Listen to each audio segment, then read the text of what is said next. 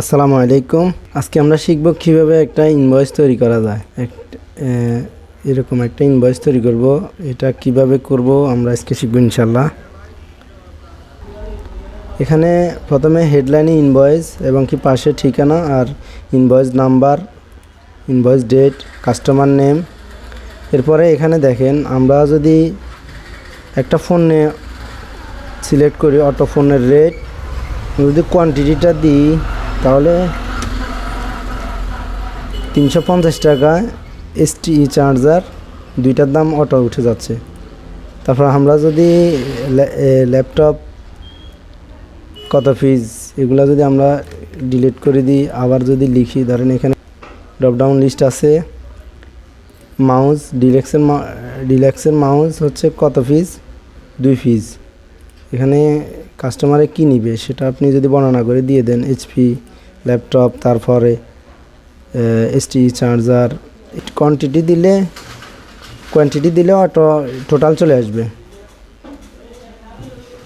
তারপরে এটা একজন কাস্টমার কত টাকা পণ্য নিল, নেওয়ার পর তার সে ধরেন এইচপি ল্যাপটপ এটা 5 পিস, একজন কাস্টমার কত টাকার পণ্য নিল সেটা ক্লিয়ারলি আমরা দেখতে পাচ্ছি। এরপরে ট্যাক্স যদি 5% হয় তাহলে ট্যাক্স কত টাকা আসবে, আর ডিসকাউন্ট যদি 15% হয় তাহলে সেটা বাদ গিয়ে কত টাকা টোটাল হবে। এই পুরো বিষয়টা আমি আজকে ক্লাসে দেখাবো ইনশাল্লাহ। আমরা প্রথমে ফাইল, নিউ, ব্ল্যাঙ্ক ওয়ার্কশিট,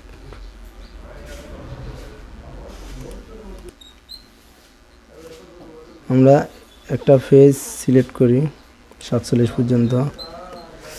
এটাকে আমরা প্রথমে border, outside border, select, margin centre. এরপরে আমরা এখানে হেডলাইন লিখব ইনভয়েস, এটাকে সিলেক্ট করব, অল বর্ডার দিব। তারপর এটা আমরা সেন্টারে দিব, এটা সাইজ বড় করে দিব। এরপরে আমরা এখানে টেক্সটগুলো লিখব, সিলেক্ট মার্জ। একটা সিলেক্ট মার্জ করার পর আমরা যদি ড্র্যাগ করে নিচের দিকে টানি তাহলে সবগুলাই সিলেক্ট মার্জ হয়ে একটা লাইন তৈরি হয়ে যাবে। তো আমরা এগুলো কপি করে নিয়ে আসি, কন্ট্রোল সি, সিলেক্ট, তারপর হচ্ছে সিলেক্ট, কন্ট্রোল ভিক্টরি। 3টা সেলকে আমরা মার্জ করব আর সেমভাবে নিচের দিকে ড্র্যাগ করে এক ঘর টান দিব। এরপরে আমরা এটাকে অল বর্ডার করব। অল বর্ডার করার পর আমাদের কাজ কি, ইনভয়েস, এই ইনভয়েস বা এটা আমরা কপি করে নিতে পারি, control C, control victory V. Okay, এখানে আমরা সেমভাবে যদি তৈরি করতে চাই তাহলে এখানে মার্জিন সেন্টার আমরা লিখতে পারি ইনভয়েস,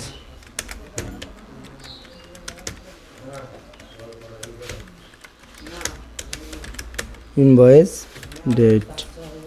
সেম এটাকে আমরা অল বর্ডার আর নিচের দিকে ড্র্যাগ করে এক ঘর টান দেন। এরপরে এখানে লিখতে পারেন ডেট, আজকের ডেট হচ্ছে ইকুয়াল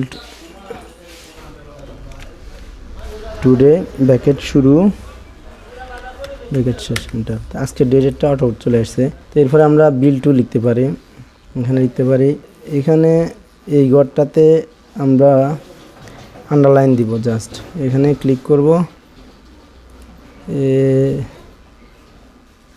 বটম বর্ডারে ক্লিক করে আমরা এটাকে নিচের দিকে টান দিব। টান দেওয়ার পর বিল টু আসবে,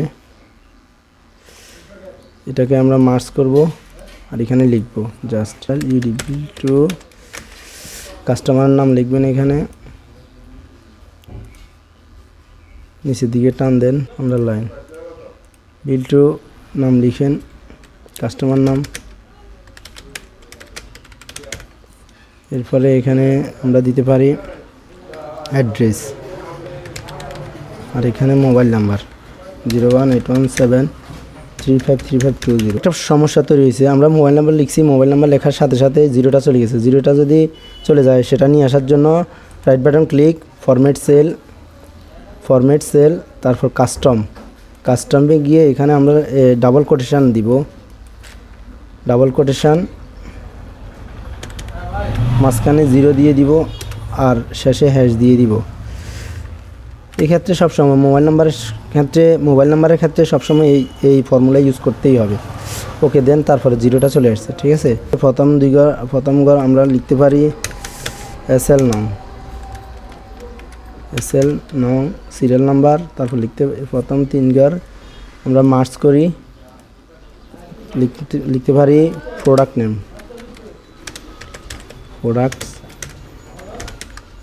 তারপরে এখানে লিখতে পারি প্রাইস, তারপরে কোয়ান্টিটি, টোটাল। এখানে আমরা এটাকে অল বর্ডার করতে পারি, সিলেক্ট অল বর্ডার। এরপরে এসএল নাম্বার। সিরিয়ালের ক্ষেত্রে সিরিয়াল কিভাবে অটো করা যায়, সিলেক্ট করে নিচের দুইটা সিলেক্ট করে নিচের দিকে টান দিলে অটো সিলেক্ট হয়ে যায়, ঠিক আছে। এরপরে আমরা এখানে এটা এটাকে আমরা নিচের দিকে যদি সিলেক্ট করা অবস্থায় টান দিই,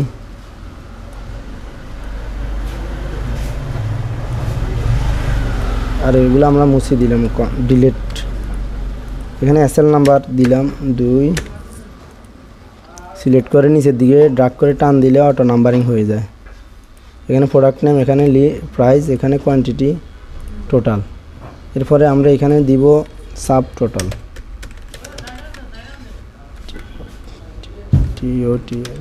সাব টোটাল। এই ঘরটাতে আসবে সাব টোটাল।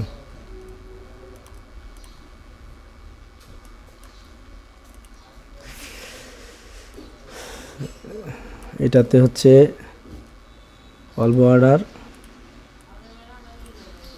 এই 2 ঘর মার্জ। সেমভাবে এটাকে আমরা সিলেক্ট করে এখানে আমরা লিখতে পারি 5% ব্যাট, আর এখানে লিখতে পারি ডিসকাউন্ট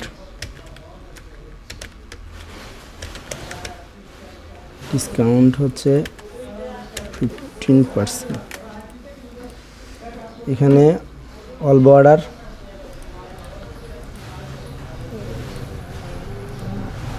এখানে লিখতে পারি গ্র্যান্ড টোটাল। আমাদের মোটামুটি কাজ শেষ ইনশাল্লাহ। এরপর আমরা লিখব প্রোডাক্ট। আপনার যেখানে যে কোম্পানিতে জব করেন, যেটাই হোক, প্রোডাক্টের নামগুলো আপনাকে সিরিয়ালি লিখতে হবে কোনো না কোনো জায়গায়। তো আমরা এই শিট 2তে প্রোডাক্টের নামগুলো লিখতে পারি। এখানে আমি অল্প কিছু প্রোডাক্ট অ্যাড করতেছি, এখানে লিখতেছি প্রোডাক্ট নেম,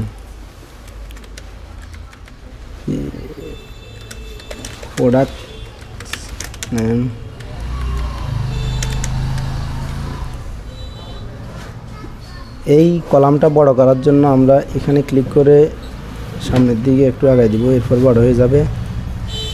এখানে লিখবো আমরা প্রাইস। তো আমরা আমাদের প্রোডাক্ট এখানেও আছে, আমরা ইচ্ছে করলে এখান থেকে কপি করতে পারি। Ctrl+V, আমরা আমাদের এখানে Ctrl+V দিয়ে দিলাম। তো জাস্ট হয়ে গেল। আমরা প্রোডাক্টগুলো এখানে ড্রপ ডাউন লিস্টে যেন আসে। আমাদের যদি 100 প্রোডাক্ট থাকে, এই 100 প্রোডাক্ট যেন এখানে ড্রপ ডাউন লিস্টে আসে। তো আমাদের ড্রপ ডাউন লিস্টে কীভাবে আসে আমি দেখাচ্ছি। জাস্ট আমরা এখানে এইটুকু প্রোডাক্ট সিলেক্ট করব, সিলেক্ট করে এখানে নেম বক্সে ক্লিক করে আমরা এই প্রোডাক্টগুলোর একটা নাম দিতে পারি, PRODUCTS প্রোডাক্টস।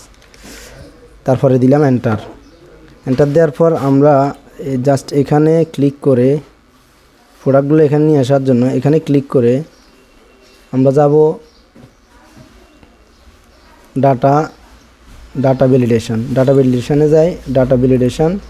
তারপর প্রথম অপশান হচ্ছে লিস্ট। ধরেন এই প্রথমে লিস্টে গিয়ে এই সোর্স অপশানে গিয়ে আমরা F3 বাটন প্রেস করব। F3 বাটন প্রেস করে প্রোডাক্টস, আমরা যে কিছুক্ষণ আগে নেম বক্সে প্রোডাক্টস লিখছি এটা এখানে চলে আসছে প্রোডাক্টগুলো। আমরা জাস্ট ওকে, তারপর ওকে। এরপরে আমরা এইখানে ক্লিক করে ড্র্যাগ করে নিচের দিকে টান দিব যেন এগুলাতেও ড্রপ ডাউন হয়ে যায় অটো। তো দেখেন আমাদের প্রোডাক্টগুলো চলে আসছে, কেবল, STE charger, HP laptop, mouse, deluxe, এগুলা কিন্তু চলে আসছে ড্রপ ডাউনে, কিন্তু আমরা প্রাইস তো চলে আসতেছে না। প্রাইস নিয়ে আসবো আমরা এখন। তো আমরা জাস্ট প্রাইজে ক্লিক করব, প্রাইজে ক্লিক করব। ক্লিক করার পর আমরা যাব formula FX function. Formula FX ফাংশানে এখানে লিখব B look, BLOOK look up, B look up, search দিব। বি লুক আপ অপশানটা চোখে ক্লিক করার পর আমরা বি লুক আপ অপশানটা চলে আসছে, এখানে ক্লিক করে ওপেন করব। এরপরে এখানে লিখছে look up value. Look up value হচ্ছে আমাদের প্রোডাক্টস নেম এর ঘরটা। আমরা যদি প্রোডাক্টস নেমের ঘরে ক্লিক করে তারপরে হচ্ছে টেবল এরিয়া, টেবল এরিয়াতে আমরা আমাদের টেবল এরিয়াটা নিয়ে নিই। এটাই তো প্রোডাক্ট নেম লিখছি এটা, ওকে। এরপরে কল ইন্ডেক্স নাম্বার হচ্ছে আমাদের 2 নাম্বার কলাম, এই প্রোডাক্টের দ্বিতীয় ঘর 2 নাম্বার কলাম। তারপর হচ্ছে এখানে আমরা 0 দিব, তারপর আমরা ওকে দিব। ওকে দেওয়ার পর এটাকে আমরা নিচের দিকে ড্রপ ডাউনটা নিচের দিকে ড্র্যাগ করে টান দিব। এখন আমরা যদি প্রোডাক্টের নাম লিখি, মাউসের রেট অটো চলে আসতেছে, STE চার্জারের রেট অটো চলে আসতেছে, কেবল আমরা একটা বিক্রি করার জন্য একটা প্রোডাক্ট রেডি করি, একটা ইনভয়েস রেডি করি। STE চার্জার,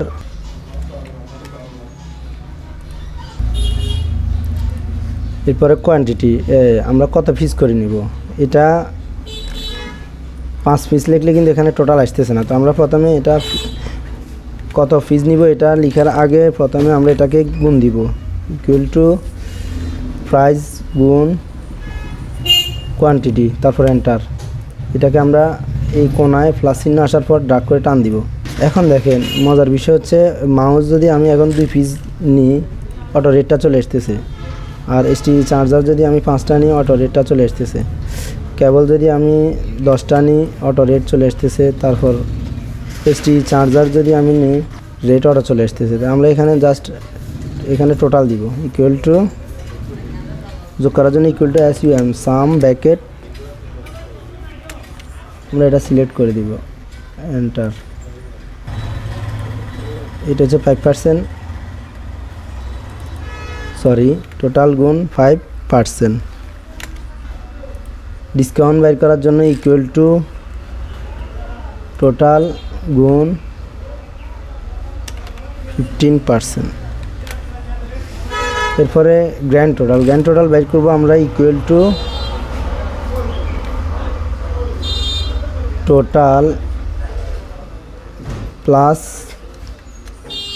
হচ্ছে ব্যাট, তারপর মাইনাস আমরা ডিসকাউন্টকে বাদ দিয়ে দিব।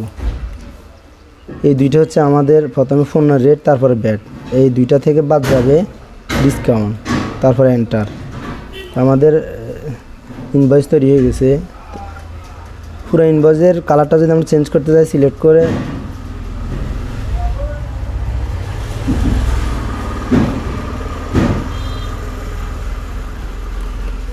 হোম কালার অপশান, তারপর ইনভয়েসের কালারটা চেঞ্জ করার জন্য আমরা এখানে home colour, invoice number, invoice date, এরপরে এটাও আমরা কালার করতে পারি।